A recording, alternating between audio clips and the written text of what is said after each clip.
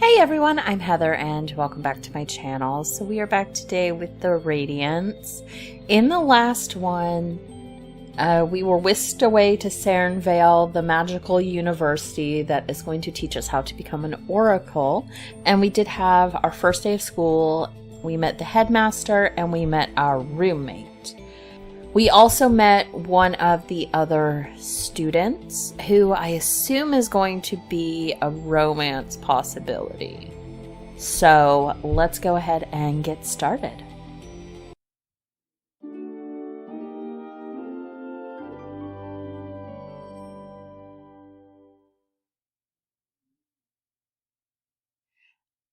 I'm awake bright and early, and despite yesterday's exhaustion, I find myself full of energy.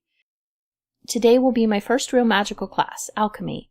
From what I've read in the brochure, alchemy is kind of like magical chemistry. When I arrive in the alchemy class, I notice there are several stations set up with various bottles of liquids and some very strange-looking instruments. It looks more like a mad scientist laboratory than any chemistry lab I've ever seen. I find a seat towards the edge of the classroom and hurry into it. As the students are trickling in and finding their seats, I find myself distracted watching a boy in the seat in front of me crafting what appears to be a complicated sculpture out of paper. I'm so enthralled with this process that I'm startled when the professor begins speaking to the class. No, wait, he's speaking to me in particular. And I'm sure by now you've done enough introductions to last yourself a lifetime. So I'll spare you today, shall I?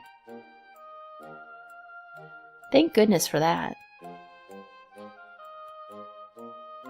Despite my lack of official introduction, the class is still focused upon me, so I might as well have been at the front of the class anyway. As the professor turns around and starts writing the day's agenda on the blackboard, I hear a scoffing sound coming from slightly behind me. It's not like anyone here cares about a stupid human anyway. I turn around in my seat and see the culprit of the remark. A girl with fiery hair and dark-rimmed eyes is snickering with a group of other girls while filing her long, dark painted nails. She's actually filing her nails in class. That's a thing that is happening. Let's ignore her. I decide it's not worth saying anything to this girl, as it's clearly exactly what she wants. So instead, I just pretend she said nothing at all. Maybe she will think I didn't hear her. She rolls her eyes at my silence and continues to focus on her nails. The professor doesn't appear to have heard this exchange, as he is still busily writing on the board. The guy in front of me, however, speaks up without even looking up from his papercraft project. Come on, Sindra. Can't you handle attention on someone other than yourself for once? The girl's friends laugh to spite themselves, and she turns her fiery glare on them before retorting. Shut up, Kai. Aren't you the one who's always doing something stupid for attention? Attention? No. Infamy? Always. He looks back at her now, giving her a wink and a smile. Sindra is anything but pleased, however. She gives one last mutter of idiot before focusing her attention elsewhere. I want to thank this new stranger named Kai for his defense, but as I'm about to speak, the professor launches into his lecture. Today we shall perform our very first alchemical experiment. Every race of Radiant possesses the skills needed to perform alchemy, only the methods have changed over the years. In the beginning, we used runic magic to change the elements. However, as runic magic has been banned for centuries, we now use more scientific methods to achieve the same purposes, though the magic that lives in all Radiants contributes heavily. In today's experiment, we will attempt to transform this simple plain stone into a sparkling gem. Changing something to another form of the same element is much easier than changing it to another element entirely, but it may take several attempts to refine your process. Since we have only a limited number of stones, I will be dividing you all into pairs. Miss Ash, you'll be with Miss Argon. Who? A disgusted noise from behind me tells me all I need to know about who my lab partner is going to be. I guess I can't ignore her forever, so I better make an attempt to work through this. Sindra says nothing as she settles into the seat next to me. Well, I guess we better get started. She gives me a non-committal shrug, but says nothing else. Okay, I guess that's how this is going to go. I glance over our instruction sheet and I'm surprised to see that it's not too far from normal chemistry in theory. I'm supposed to create 2 different mixtures from the list of ingredients, then soak the stone in each for the allotted time. I don't recognize any of the ingredient names, but it seems most of the items in the lab are labeled. Mixing chemicals can't be too difficult, right? Sindra doesn't appear to be making any moves to actually do anything, so I take the initiative. Here, you start mixing the first set of ingredients, and I'll work on the second part. She shrugs again, glancing at her own instruction sheet, then moves towards the ingredient cabinet. Maybe we'll actually get through this okay if the worst she does is give me the silent treatment. I trail behind her, studying my ingredient list carefully. Panicum coloratum, box elder water. What are these names? Sindra has already found what she was looking for and started heading back to the table by the time I find my first ingredient. With so many similar names, it takes me an eternity to find them all and haul them back to my station. Sindra's lazily stirring her ingredients in a bowl, paying no attention to me as I stumble into my seat, arms full of bottles. There's no particular order in which to add the ingredients, so I begin by measuring out the first one I come to. Folian dust. It's a sacre powder and it smells strangely sweet. I dump the spoonful of the dust into my bowl and start on the next ingredient. This isn't so bad. It's kind of like cooking, except I'm pretty sure I'd never want to eat anything that is in this bowl. As I continue to add ingredients, Sindra looks over at my side of the table. She makes a sort of tittering sound as I dump my most recent item into the bowl. I give her a suspicious look. What? Am I doing it wrong? She just shrugs, that annoyed smirk still on her face. Guess she's still playing the silent game, huh? Well, if I made a mistake in the mixture, then so what? It's my first day. What's the worst that could happen? Boom! My face is suddenly covered in a thick, lumpy liquid. I look at the table in dismay to see that my bowl has completely exploded, sending the contents of the mixture flying. Most of it ended up on me, and it smells awful. Sindra is full on laughing now. Somehow she managed to miss the majority of the mess. Only a small splattering reached the sleeve of her shirt. The professor heads over to my station and offers me a towel to wipe myself off while examining what's left of my mixture. Ah, it appears you added crushed lanophin instead of liquefied lanophin. That would cause an adverse reaction to the faunine dust. Oh. That's all I managed to say. I'm starting to feel lightheaded from the fumes of the mixture. Sindra has such a big grin on her face you'd think she had just won the top student award or something. The teacher glances at Sindra with an appraising eye. Were you not monitoring your partner's progress, Miss Aragon? Sindra's eyes widen at being noticed. She apparently didn't think anyone would blame her for this disaster. I didn't notice a thing, Professor. I was focusing on my own ingredients. The professor seems to buy this tale, however. I know better. She knew I was adding the wrong ingredient and didn't say anything. Say nothing. I say nothing. Tattling on Sindra will just make me look bad to the class and make me more of a target to this red-headed bully. You must read your ingredient list carefully, Miss Dash. Even the slightest deviation can throw off the entire project. Next time, ask your lab partner to check your work. This is what partners are for. Yes, Professor. I mumble my apology, trying not to catch Sindra's smug face in my peripheral vision. I managed to clean myself up to the best of my ability, but I'm still feeling a bit lightheaded. The toxic smell is starting to burn my lungs. Here, let me help you with that. The guy from earlier approaches, a wet towel in hand. It'll be much easier to clean that up with this. He wipes down the remainder of the mess, and I already feel a bit better without the toxic liquid covering the table. I attempt to thank him for his help, but instead I'm overcome with a wave of dizziness and stumble backwards, falling onto my seat. Guess I'm not totally recovered yet. Are you okay? You look like you're about to pass out right here in the lab. Why don't you step outside for a moment and get some fresh air? I'll cover for you. He didn't have to tell me twice. The last thing I need is to pass out here in the classroom. I give him a grateful smile and hurry out of the room.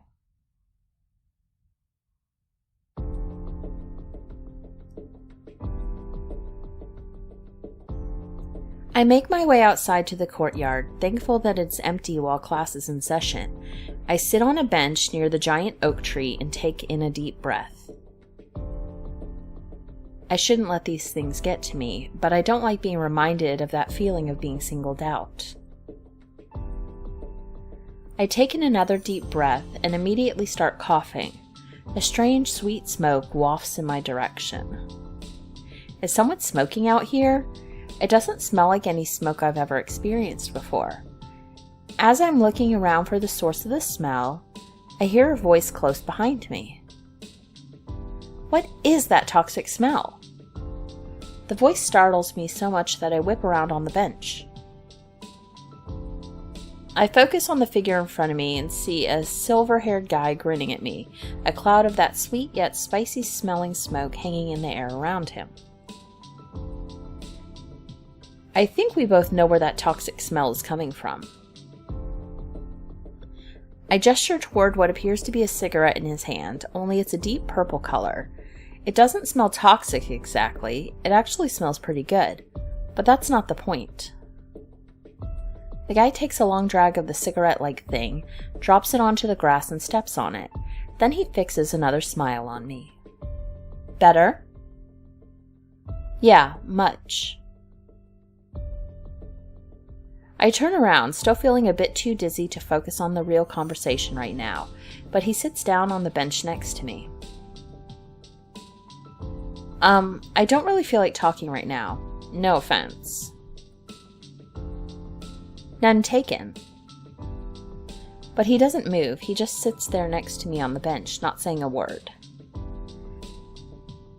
I can still smell that spicy sweet scent coming off of him, but I find that it isn't an unpleasant smell without all the smoke to accompany it. The fumes must have gotten to my head, because I'm feeling particularly irritated. After a few moments, I decided to break the silence. I'm sorry, but what exactly are you doing here? What do you mean? You said you didn't want to talk, so I stopped talking. I mean this, you, sitting here, next to me.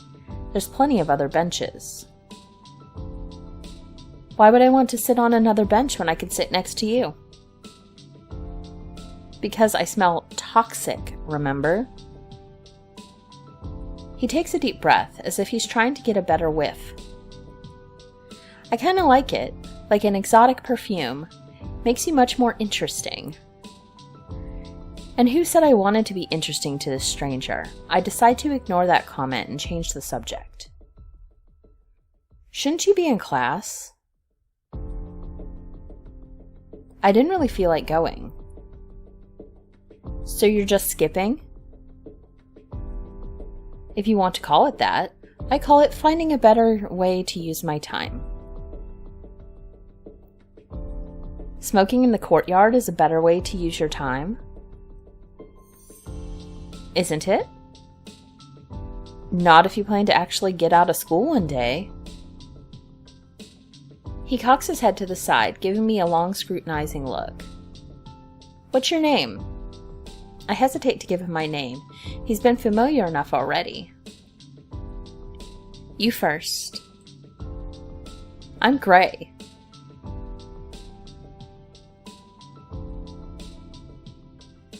Now's the part when you respond with your name. That's usually how introductions work. It's Heather. I see no sign of recognition in his eyes. He just nods, that smirk still plastered onto his face. Ah, I knew you'd have a name kind of like that. It fits you. I'm not even sure what that means. It means your name fits you. How would you know that? You know nothing about me. I don't need to. It's in your aura. You can see auras? Can't you?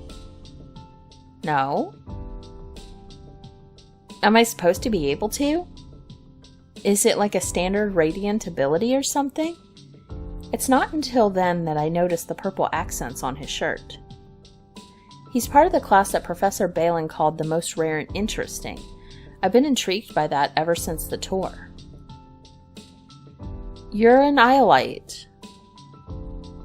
That's right. What are your classes like? I've been wondering what the Iolites are all about. He shrugs and looks away, the smirk disappearing from his face. I don't really go to the Iolite classes. Why not? You just skipped that class too? There's not really anything they can teach me in there. I feel the mood shift as if a dark cloud has suddenly appeared over us. For some reason, I feel like I've brought up a subject I shouldn't have. The sound of footsteps behind me causes me to turn, and I see a familiar face scowling at me. What are you still doing out here? Class is over. Professor Danielle made me come bring you back to finish cleaning your mess. She gives me a look of sheer annoyance, as if it's my fault the teacher told her to come get me. All right, I'm coming. I stand up and Gray stands as well. His smirk is back, but this time it's focused on Syndra. Now, oh fiery one, I'm just getting to know my new friend here. Syndra turns her attention towards Gray and gives him a dazzling smile. Does anyone truly know you, Gray? Oh God, I stare at my feet, hoping they aren't about to launch into a full-on flirt session. Before it can happen, I speak up. Was I really gone that long? Syndra's smile vanishes and she rolls her eyes in my direction. You've been gone forever, so I told him you probably got lost, which is believable enough. Humans aren't known for their intelligence, are they? Gray looks in my direction, his gaze practically burning through my skull. Human? So this guy really has no clue who I am. He isn't aware of the new human student. I really don't want to have to explain myself now, so before he can ask another question, I begin walking back towards the school. Let's go. Syndra follows, obviously reluctant to leave the conversation with Gray. Till we meet again, my toxic beauty. After the excitement of today's alchemy class, my chosen elective seems like it'll be a piece of cake. Astrology Level 1. Astrology is one of the few radiant traditions that still exist in the memories of humans, though the majority of them do not believe in its power. I have a basic knowledge of what astrology is, using the position of the planets, sun, and moon at the time of birth to determine one's personality and future. It also uses the stars to predict future events. In a way, it's a form of divination that anyone can read, though it is only somewhat reliable. We spend our first class learning more about the history of astrology and radiant culture. Magic theory increased by 4. Insight is 4.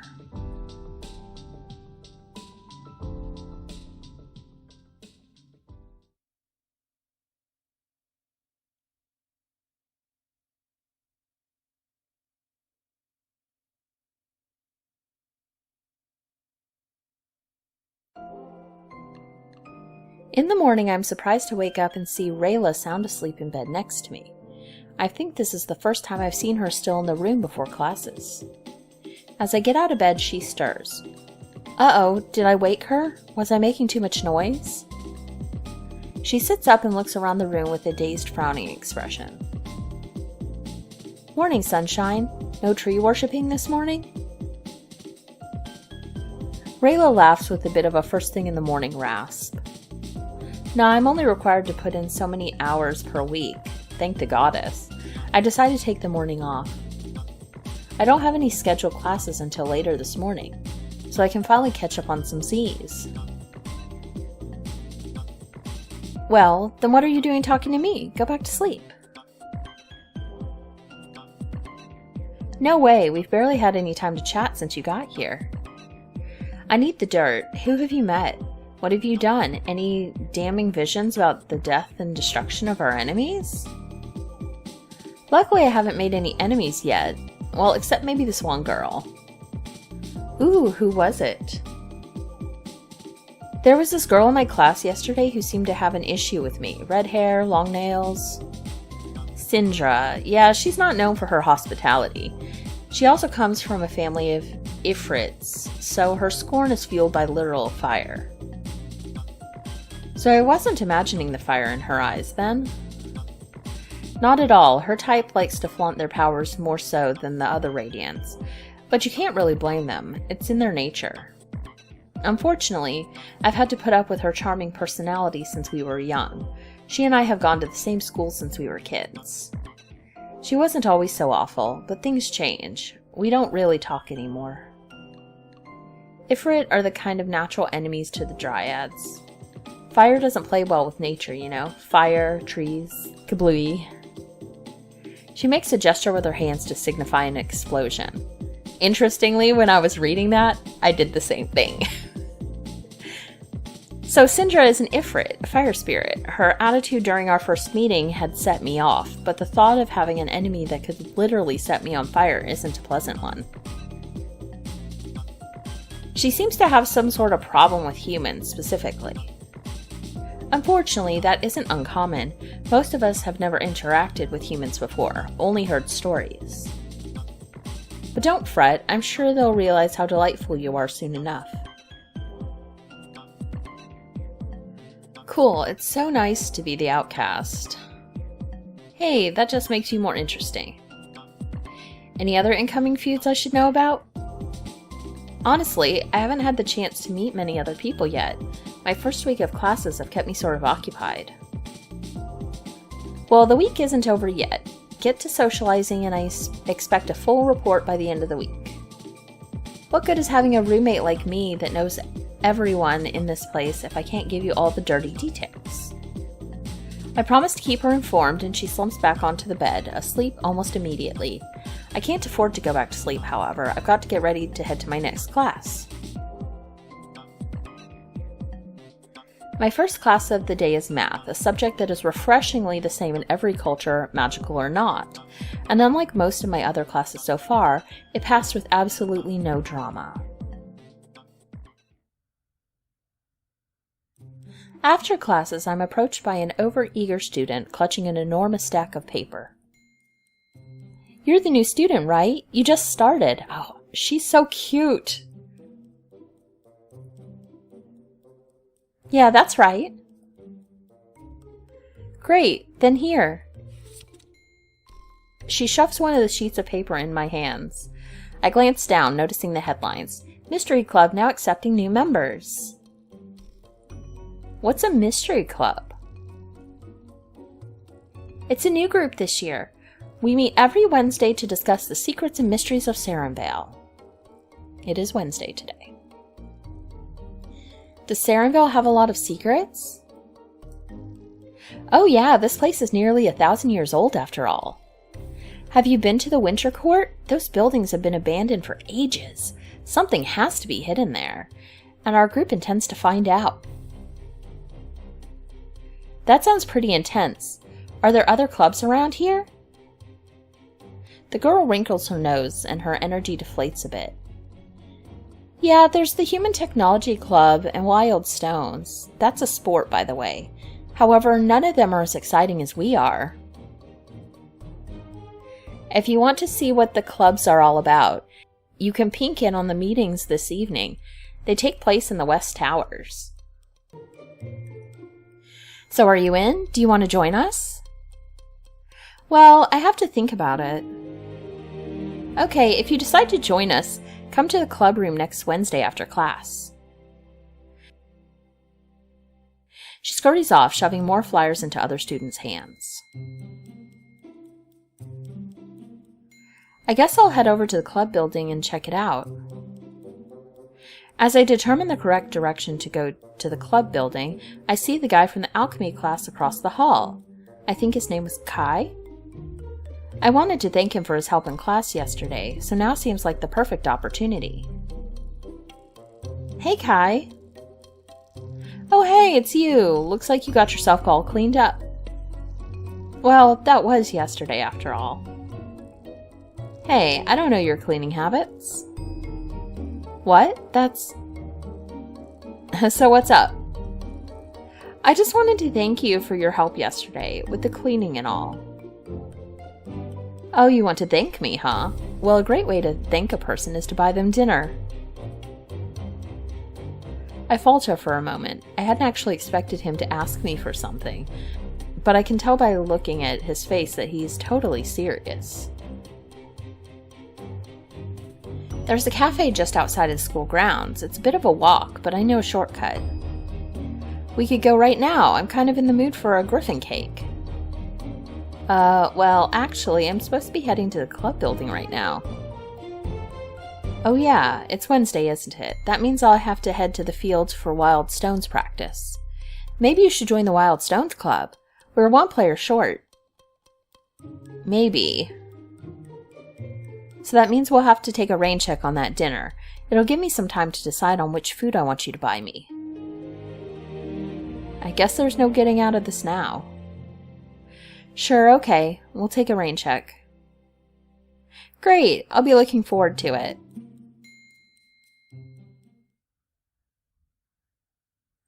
I arrive at the club building to see that the meetings have already started. The excited girl from before had mentioned I should check out the sign-up sheets to see what clubs are all about. Which club should I check out first? Let's do the sports one. I'm not going to do the sports one, but we'll look at it. I approach the door and read the sign posted on its cold wooden surface. Seeking new players. Are you interested in working with students of all disciplines? Do you enjoy good, healthy competition? Then consider joining the Wild Stones team. This is the club Kai mentioned. I might enjoy playing a sport, but I don't even know what Wild Stones is. What kind of sport is it? I look around the hall and see a serious-looking guy slumped against the wall outside the door of the Mystery Club. I call out to him. Hey, do you know anything about Wild Stones? Kind of hard not to. Those people are fanatics. Well, I suppose every sport has its share of crazy fans, but I'd like to know how it's played. Oh, right. You're human, aren't you? I guess you have different sports on the other side. Wild Stones is less of a typical sport and more of a strategy game.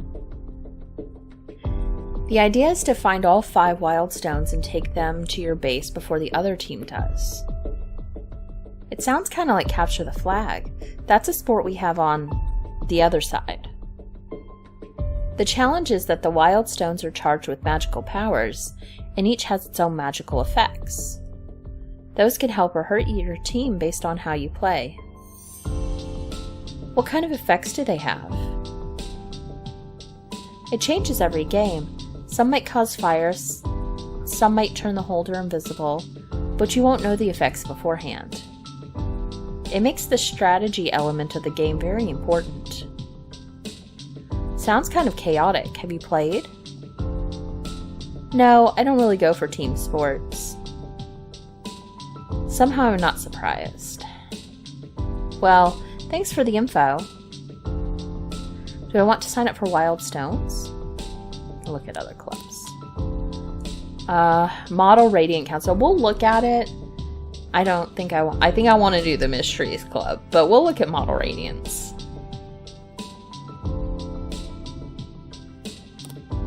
I approach the door and see a very neatly posted note pinned to the door.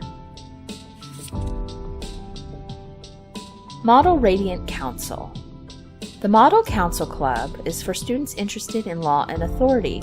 We act as the council of the school, solving its problems in a judicious manner. So it's like a student council? Could be interesting, but I don't see any place to sign up. Maybe the club is full? You won't be able to sign up for that club. Seems like the serious-looking guy is talking to me again. Why not? You have to be invited. Those Sarenvale court members think they're too good to just let anyone in. Not sure why Professor Balin allows it. What do you know about the club? They call themselves a student council, but it's more like a school court. Students can take grievances to the court in order to solve them in a fair manner. Well, they claim it's fair anyway. Oh, so it's a court of law. That's a bit different from the student councils I'm used to. But it doesn't look like I can join even if I wanted to. If you make an impression, they'll send you an invitation. I don't know exactly what they look for, but most of the members seem to exert a lot of authority around the school. If they think you're worthy, they'll find you. It's probably best to join one of the other clubs in the meantime. Okay, let's look at the mysteries. I approached the door to the mystery club. This is the club the girl from before was so excited about. Unlock the mysteries behind Sarenvale Academy. Sign up now.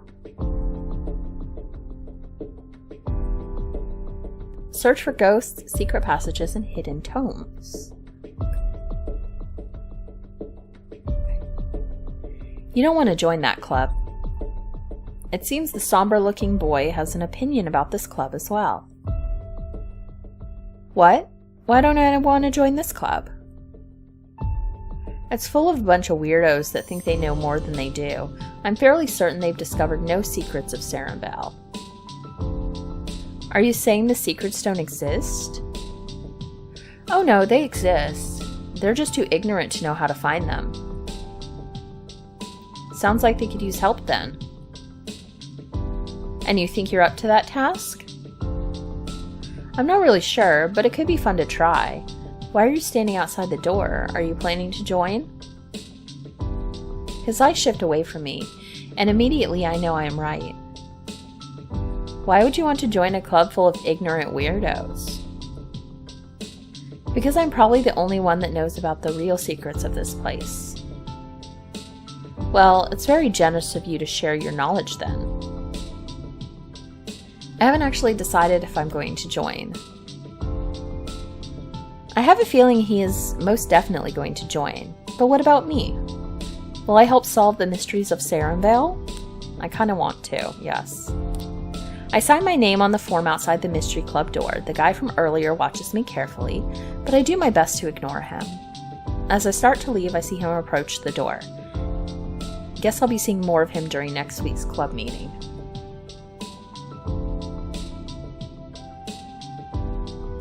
Thanks for the info, Dex. Thanks for the info, Dex. I guess I'll see you around? Maybe.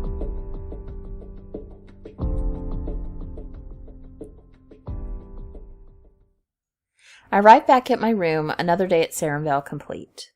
I put my thoughts on hold and drift off to sleep, excited for what tomorrow may bring.